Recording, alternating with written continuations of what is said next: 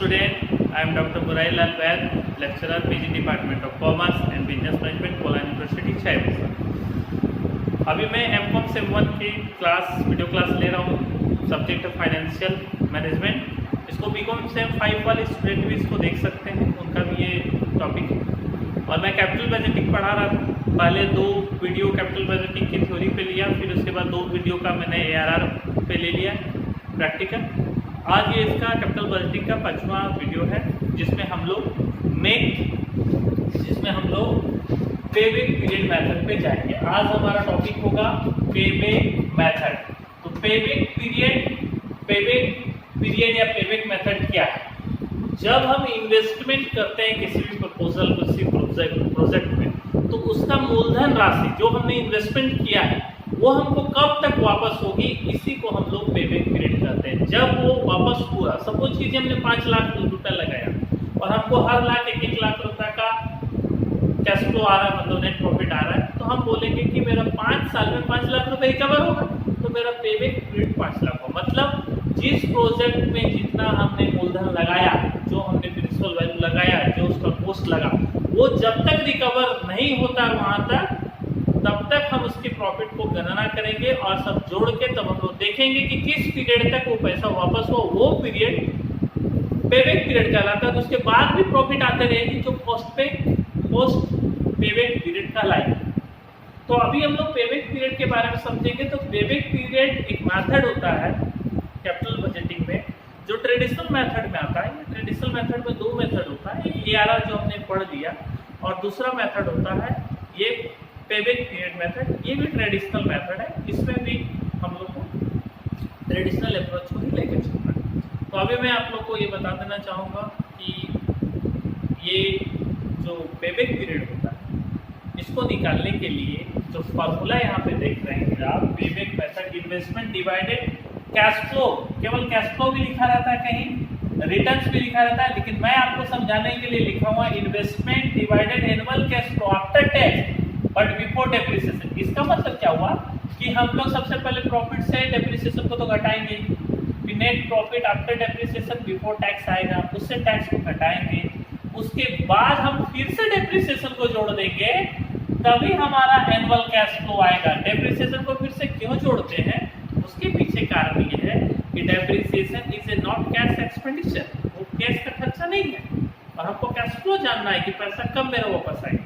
मान लीजिए डेप्रिसिएशन 10,000 रुपया है, 1 लाख की प्रॉफिट है, तो मेरा 90,000 बचा, उसमें मान लीजिए 50% टैक्स रेट हुआ, तो 45,000 रुपये टैक्स में चला गया, 45,000 रुपये बचा हमारे पास 45,000, उसमें हम 10,000 फिर से डेप्रिसिएशन जोड़ देंगे, तब मेरा एनुअल कैश फ्लो 55,000 आ जाएगा। इसका मतलब क्या है कि डेप्रिसिएशन का पैसा हम लोग कहीं कैश में खर्च नहीं करते, वो कैश आउटफ्लो नहीं है, इसीलिए उसको हम लोग फिर से प्रॉफिट में ऐड करके कैश फ्लो निकालते हैं। इसीलिए मैंने यहाँ लिखा annual cash flow after tax but before depreciation. अब यहाँ पे फॉर्मूला में कभी कभी I/C भी लिखा रहता है, कभी कभी I/R भी लिखा रहता है। C का मतलब हो गया कैश फ्लो, R का मतलब हो गया रिटर्न।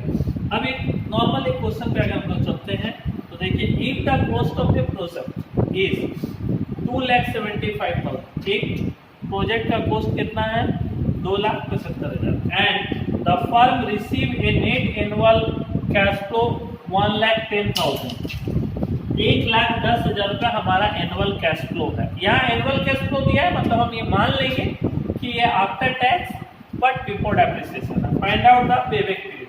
अब देखिए पेबैक पीरियड का फॉर्मूला मैं लिख रहा हूँ, ये क्वेश्चन में समझाने की कोशिश कर, एकदम शॉर्ट क्वेश्चन, एकदम small. Payback period is equal to I/C। अब यहाँ पे इन्वेस्टमेंट कितना है, देखिए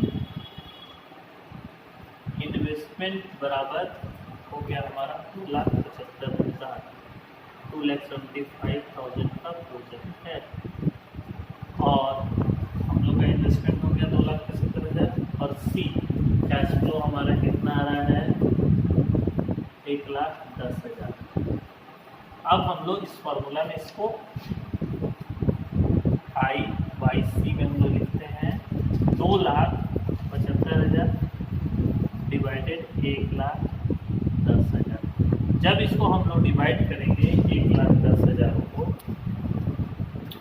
तो हमारा आएगा 2.5। इसका मतलब 2.5 ईयर्स, मतलब 2.5 साल, 2 ईयर्स प्लस 6 मंथ, ये हमारा इस क्वेश्चन में पेबैक पीरियड हो गया। ध्यान देंगे 2 ईयर्स एंड 6 मंथ इस पेबैक पीरियड। तो फ्रैक्शन में भी आ सकता है। अब जैसे सपोज कीजिए कि यहाँ पर हमारा ये 5 लाख रुपया होता, ये सपोज कीजिए कि 5 लाख होता, और एनुअल कैश फ्लो सपोज कीजिए हमारा 1 लाख रुपया। उस केस में हमारा 5 लाख डिवाइडेड 1 लाख होता, तो 5 ईयर्स में पैसा वापस आता है हमारा, 5 ईयर्स में आता है। ठीक है, तो ये डिपेंड करता है कि पैसा हमारा जो हमने लगाया है, जो कॉस्ट हमने लगाया है, जो मूलधन हमने लगाया है, वो पैसा हमारा कब वापस होगा, उसको हम लोग पेबैक पीरियड बोलते हैं। और उसी पेबैक पीरियड को, जिस योजना का पेबैक पीरियड नियरेस्ट होगा, नियरेस्ट मतलब जिस योजना में पेबैक पीरियड जल्दी आ जाता है, उस योजना को हम एक्सेप्ट करते हैं। जिसमें लेट से आता है उसको एक्सेप्ट इसलिए नहीं करते क्योंकि मेरा लगाया हुआ ही पैसा, मेरा इन्वेस्ट किया हुआ पैसा को जब हमको मिलने में देर होगी तो उस प्रोजेक्ट में हम नहीं जाएंगे। तो ये है एक क्वेश्चन और हम लोग इसका लेंगे, एक क्वेश्चन और लेंगे इसमें। ये तो स्मॉल क्वेश्चन था, एक क्वेश्चन और मैं लिख रहा हूँ, आप लोग ध्यान देंगे क्वेश्चन पे, ध्यान देंगे क्वेश्चन पे। एक क्वेश्चन और हम लोग लिख रहे हैं, a project cost ₹1 lakh, a project cost ₹1 lakh, a project cost ₹1 lakh and profit and annual profit ₹30,000 and annual profit ₹30,000, annual profit ₹30,000 after depreciation, after depreciation at the rate of 10% per annum, but before tax 50%, but before tax 50%. Calculate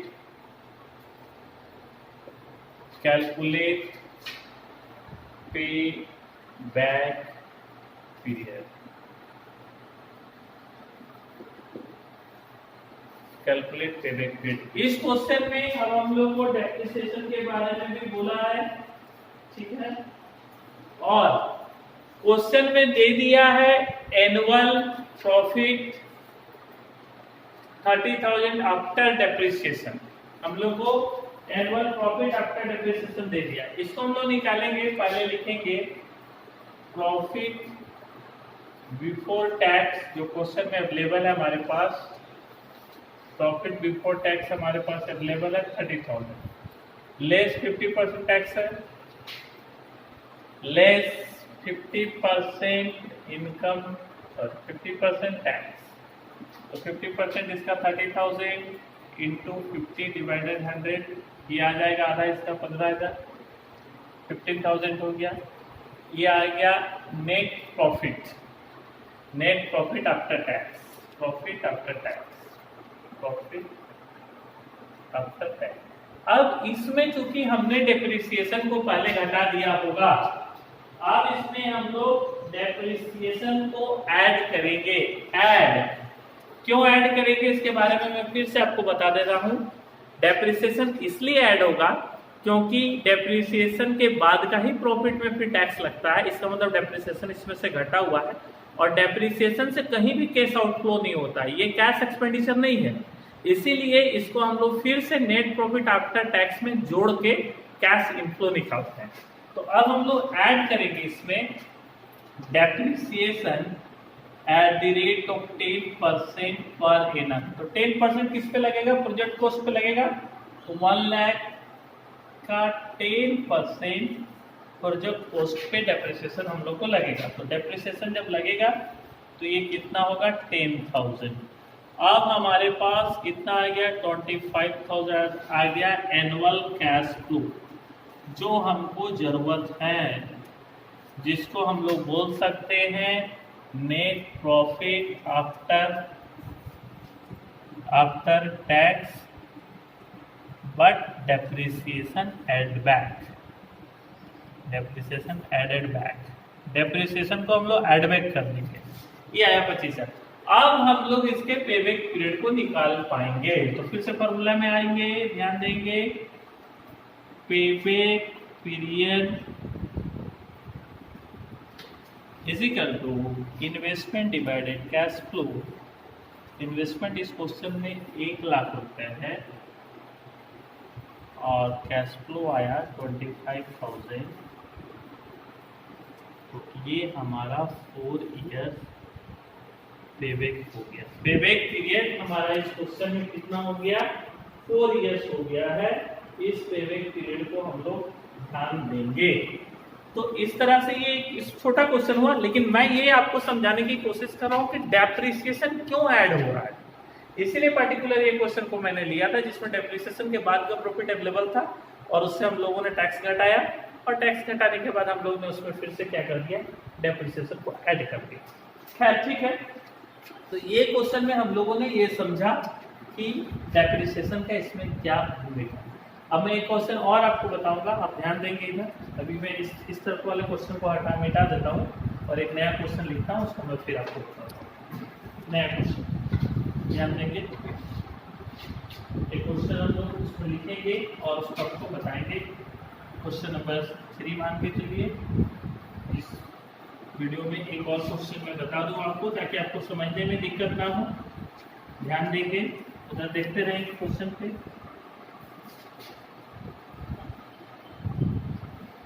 question मैं एक लिख रहा हूँ, इसके बारे में find out the payback and post payback period. Post payback, find out the payback period. Question, find out the payback, find out the payback period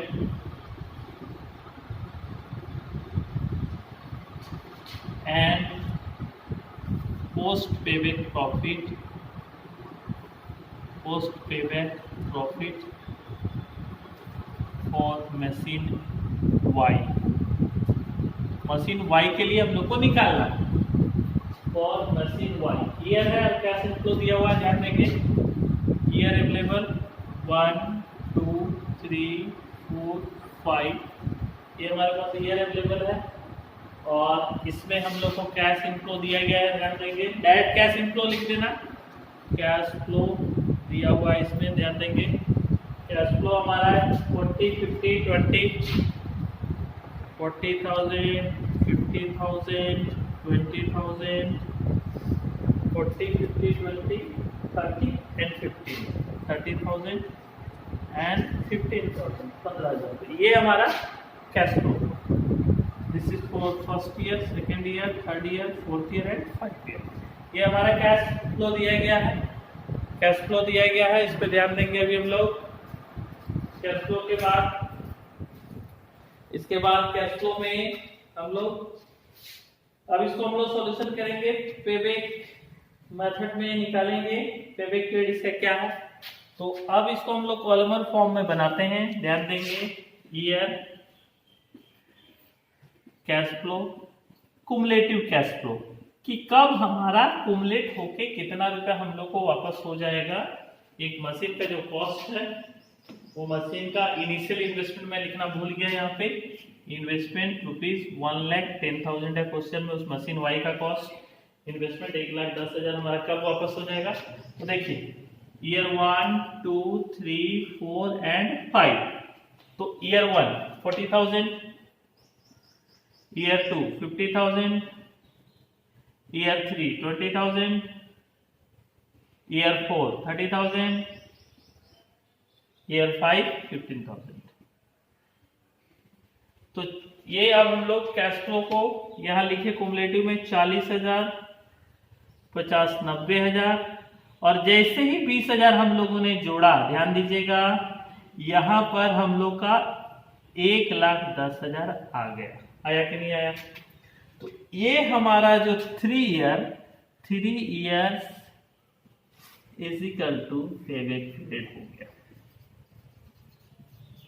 3 साल में हमने जितना पैसा लगाया था 1,10,000 वो वापस हुआ, तो वो जो पैसा वापस हो गया वो मेरा पेबैक पीरियड 3 इयर्स तक हो गया। इस क्वेश्चन में फिर पूछ रहा है पोस्ट पे प्रॉफिट कितनी है, पोस्ट पेबैक प्रॉफिट पीरियड के बाद कितनी है? तो पोस्ट पेबैक पीरियड तो हमारा 4-5 साल हो गया, 1,10 से 30 हम लोग जोड़ दिए तो यहाँ पर आएगा 1,40,000 और ये 15 1,55,000। मतलब पेबैक पीरियड तक 3 साल तक जो प्रॉफिट कमाए उसके बाद हमने 45,000 कमाया। देखिए इधर 4th ईयर में 30,000, 5th ईयर में कितना 15,000। तो हमारा post back profit, post back period का प्रॉफिट 2 होगा। ध्यान दीजिएगा 2 मतलब 2 साल, क्योंकि यहां तक तो हमारा पैसा वापस हुआ टोटल जो हमने लगाया। अब यहां से हमारा पोस्ट पेबैक का प्रॉफिट हुआ तो 30,000 प्लस 15 तो हम लोग का 45,000 पोस्ट पेबैक प्रॉफिट हो गया, पोस्ट पेबैक पीरियड का प्रॉफिट। तो पेबैक पीरियड के माध्यम से हम लोगों ने देखा कि हम लोग पैसा को कब वापस कर पा रहे हैं, पैसा कैसे वापस हो पा रहा है, जितना पैसा हमने लगाया था वो पैसा हमने कब वापस मंगवा लिया है, ये हम लोगों ने इसमें देखा। तो पेबैक पीरियड जो है ट्रेडिशनल अप्रोच का सेकंड मेथड है और ये बहुत ही इजी है। बस सिर्फ यही ध्यान देना है इसमें कि हम लोग जो क्वेश्चन को सॉल्व करेंगे उस क्वेश्चन में डेप्रिसिएशन से अगर घटा कर प्रॉफिट दिया गया है तो उस डेप्रिसिएशन को ऐड कर लेंगे आफ्टर टैक्स के प्रॉफिट में, क्योंकि हम लोग को कैश फ्लो पूछा गया है। इसमें net profit after tax and depreciation word नहीं है, कैश फ्लो कि मेरा साल में कैश, क्योंकि सरकार को हमने टैक्स दे दिया तो मेरा तो कैश आउटफ्लो हो गया, चला गया पैसा, लेकिन डेप्रिसिएशन के लिए तो कहीं पैसा नहीं दिया ना। तो इसलिए यहाँ पर हम लोगों ने देखा कि डेप्रिसिएशन हम लोग का इस क्वेश्चन में ऐड हो गया। ठीक है, तो पोस्ट पेबैक पीरियड तो वो हो गया जिसमें हमने जितना पैसा लगाया वो पैसा जब तक वापस होगा उस पीरियड को हम लोग पेबैक पीरियड कहते हैं। और पोस्ट पेबैक पीरियड वो पीरियड हो गया जब हमारा मूलधन पैसा वापस हो गया, उसके बाद भी उस परियोजना से, उस प्रोजेक्ट से हमारा इनकम आते रहा, तो वो पोस्ट पेबैक पीरियड कहलाता है। जैसा कि इसमें भी देखे गया कि पोस्ट पेबैक प्रॉफिट पूछ रहा था तो ये 2 साल का प्रॉफिट हमारा चूंकि योजना के बाद का था तो ये प्रॉफिट हो गया। तो इस वीडियो में स्टूडेंट आपने सीखा कि हम लोग किस तरह से कैपिटल बजटिंग में पेबैक पीरियड मेथड को फॉलो करते हैं, पोस्ट पेबैक क्या है, डेप्रिसिएशन क्या है, इसका एक और बड़ा क्वेश्चन, लॉन्ग क्वेश्चन मैं आपको इसके बाद वाले वीडियो में बताऊंगा, उसको आप ध्यान से देखते रहिएगा, मेरे वीडियो को फॉलो कीजिए, देखिए, नहीं समझ में आता तो उसको कमेंट कीजिए। बस ये मैं इतना ही करके ये वीडियो को समाप्त करता हूँ। थैंक यू, धन्यवाद।